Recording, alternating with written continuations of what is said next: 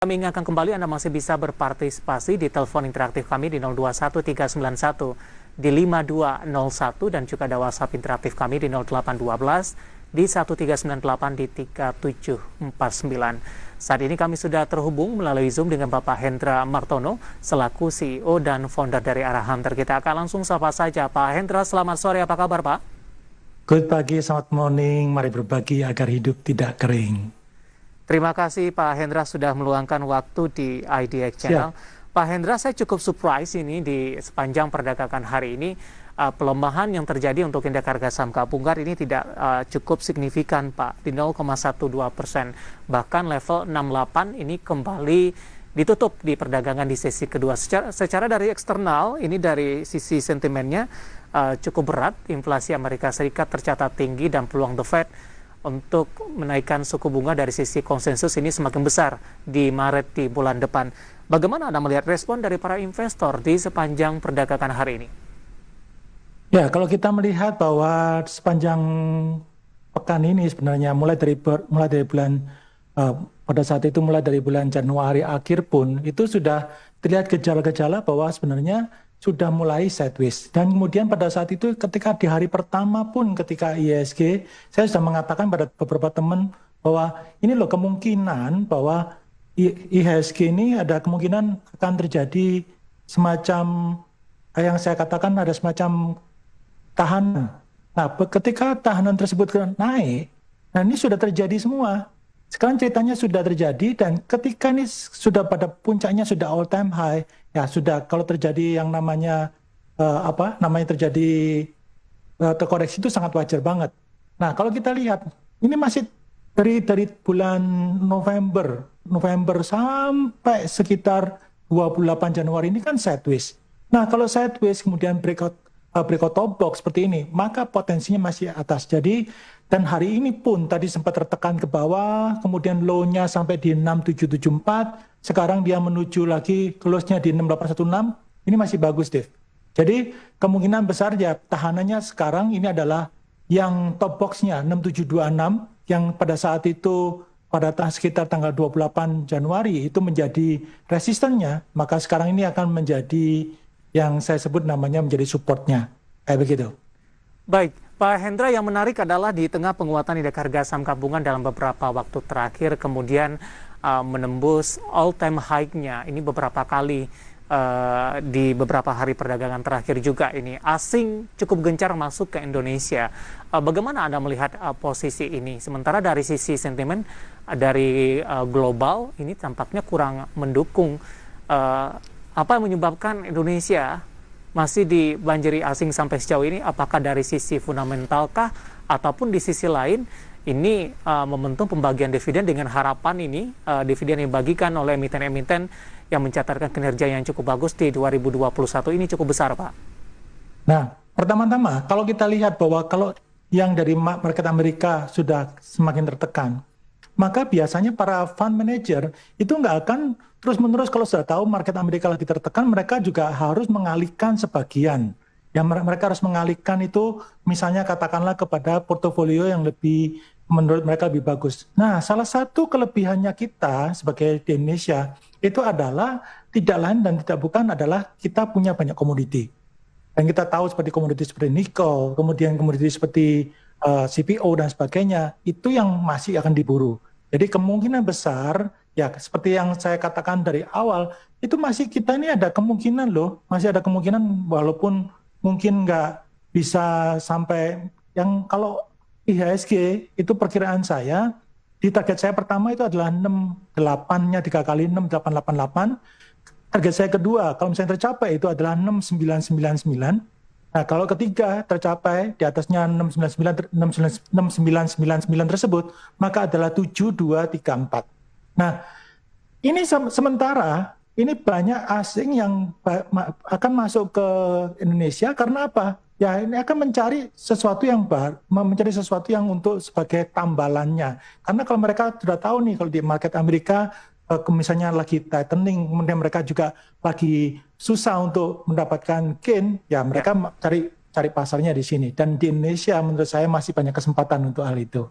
Baik, apakah kesempatan itu termasuk dengan pembagian dividen nantinya Pak, mengingat dari kinerja dari emiten-emiten perbankan, komoditas, ini mengalami kenaikan yang cukup signifikan meskipun beberapa masih belum ada yang rilis sampai sejauh ini. Nah, ini sudah pasti. Ya, kalau yang kesempatan itu istilahnya kita para fund manager itu kan kebanyakan yang mereka cari pertama-tama, mereka tuh nggak bisa ngejar saham-saham yang fund manager besar ya, itu nggak mungkin bisa mendapatkan gain yang misalnya mereka membeli saham-saham yang kapitalisasinya kecil, nggak mungkin. Nah, kemudian yang pasti dipilih adalah kapitalisasinya besar dan yang dividennya gede. Nah, kalau yang dividennya gede dan kemudian kapitalisasinya besar, ya seperti perbankan yang pada saat ini yang mampu bertahan di 2020 dan 2021, maka ini mereka akan jadi tujuan. Makanya saya sudah juga sarankan beberapa teman mulai perhatikan bank-bank yang besar. Karena sekarang kalau bank-bank yang kecil, bank digital dan sebagainya itu sudah fasenya sudah mulai lewat, hanya boleh buat trading. Dan fund manager yang besar itu biasanya nggak akan pernah bisa mendapatkan gain yang nggak pernah bisa beli yang banyak itu di saham-saham yang digital, yang saham-saham bank digital. Oleh karena itu mereka mengalihkannya pada saham-saham besar pada masa dividen ini. Baik, kita akan coba bahas dari perbankan big cap. Pak Hendra, BBRI terlebih dahulu hari ini melemah di 0,45%, 4.450. Bagaimana analisis Anda? Kemudian ada perimbangan tidak dengan tadi pembagian dividen, kemudian kenaikan suku bunga The Fed? Biasanya perbankan cukup sensitif dengan kebijakan ini. Oke, kalau kita perhatikan dari BBRI, ya ini jelas sekali kita perhatikan bahwa dia breakout ini pada tanggal di sini pada tanggal 4 Februari dia breakout. Nah, ini masih bagus banget. Nah, kalau sekarang dia terjadi koreksi sementara seperti ini ya sudah wajar. Nah, kalau menurut saya ini dari sideways lama dan kemudian sideways kemudian cenderung agak cenderung bearish, sekarang dia breakout. Nah, ini sekarang tinggal nunggu lagi nanti ketika dia mungkin turun 1 atau 2 kali lagi. Nah, ketika dia membentuk di sini adalah low-nya, maka selanjutnya targetnya adalah menembus top box-nya lagi 4550 di sini. Nah, kalau 4450 tertembus, nah itu jamin karena target selanjutnya adalah ke 4540, 4620 dan 4700. Kalau kata David 4700 ini. Oke. Pak Hendra, ini untuk dari low-nya tadi bisa di-share tidak Pak? Level berapa yang bisa mungkin diperhatikan dari sisi supportnya? Kalau di low-nya itu ada kemungkinan kalau kita perhatikan ya, masih ada kemungkinan dia menuju ke S1-nya nih. Jadi kalau S1-nya ini adalah sekitar low-nya adalah 4150 bisa diperhatikan, 4090 itu juga bisa diperhatikan. Oke.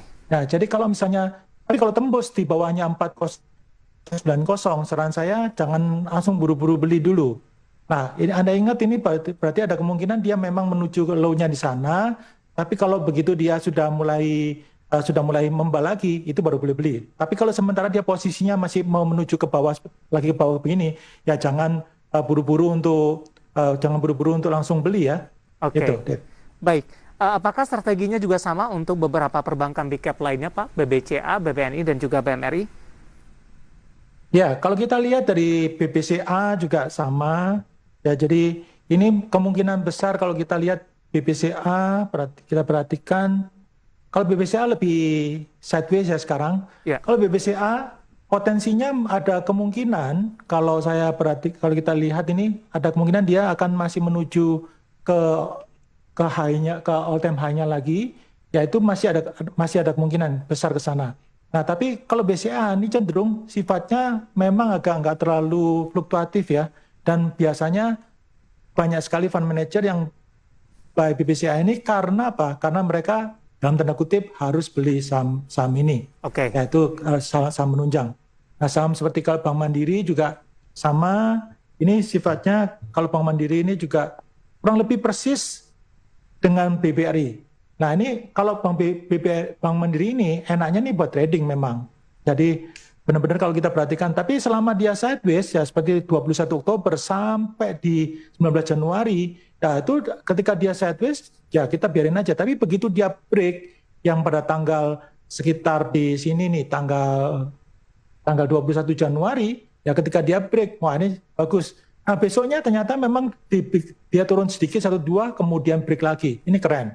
Baik. Nah, Anda lihat nih, sifatnya dia begitu, kadang-kadang sudah naik, tiba-tiba bisa turun luar biasa. Ya, jadi ini sudah biasa. Jadi makanya Bank Mandiri itu lebih tepatnya untuk trading kalau menurut saya. Oke, proyeksi dan rekomendasi dari beberapa perbankan Bika pemirsa dan lagi-lagi keputusan investasi tetap ada di tangan para investor dan trader pasar modal Indonesia.